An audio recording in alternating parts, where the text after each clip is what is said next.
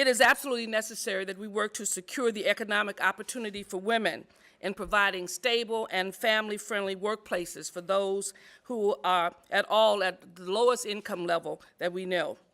We know that 1 in 5 children basically live in this state in poverty. And if you've ever lived in poverty, you know the devastating effect it can have on every aspect of your life without some serious intervention.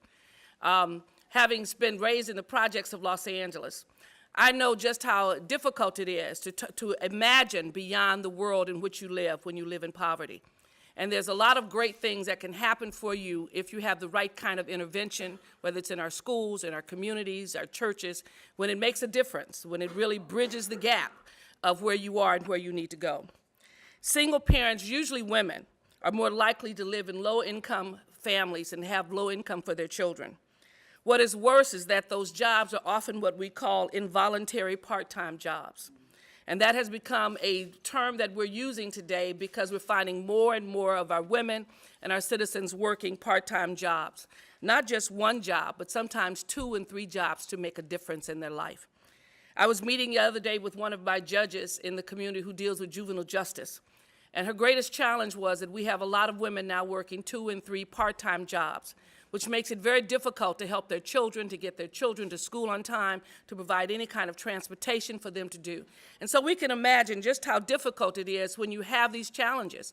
Those of us who have one job know the challenge of planning childcare and emergencies and things that occur when we have adequate resources and we have one job.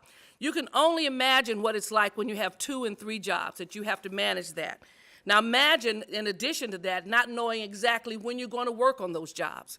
You know, when you're looking at a situation and you have the vulnerability of having the employer decide when you're going to work almost at a spur of the moment, that you have to be called in, or you have your hours canceled very quickly when you had planned to work, and now all of that affects your life. You know, I can remember a young man once who was getting his life together who had a part-time job, a friend of mine. And he was called to work, and he went to work, and the employer said, I've got an emergency. We've got to get all of this stuff out. It was a packing company. And he and these guys worked really hard to get it out because it had to be mailed by noon. And at the end of working and doing 8 hours of work, really in 4 hours, to help this employer, he said, now I have no more work for you today. With no thought at all about the impact that that had on these young men's lives and young women's lives in terms of what they're going to do for their income. These are the kinds of things that thousands and thousands of Californians are faced with every day as we see the population growing more in these involuntary part-time jobs. So as a result of that, I have authored the bill, AB 357, with my colleague from San Francisco, David Chu, that would jointly art with the Fair and Predictable Scheduling Act. And I want to commend those who have had the foresight in the Bay Area to make this a part of their life in San Francisco. And we have taken this on as a critical issue for women in California. This bill, AB 357, would simply require food and retail establishments with over 500 or more employees in California to provide at least a 2-week scheduling notice for their workers and additional pay for last-minute schedule changes. This simple fix would bring considerable stability to the lives of women and men who need to work other jobs, arrange transportation, and make sure their children are watched and safe and fed.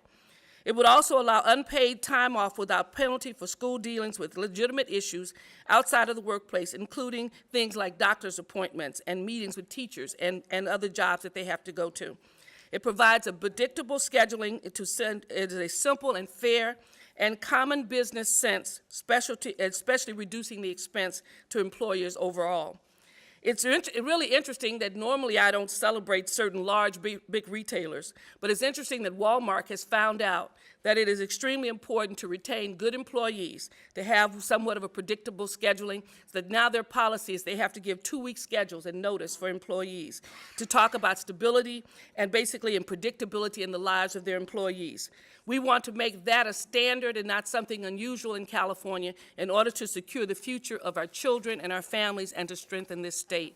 I'm excited about AB 357 and the caucus is as well, and we hope to move this forward and obviously have the governor sign it. Thank you so very much.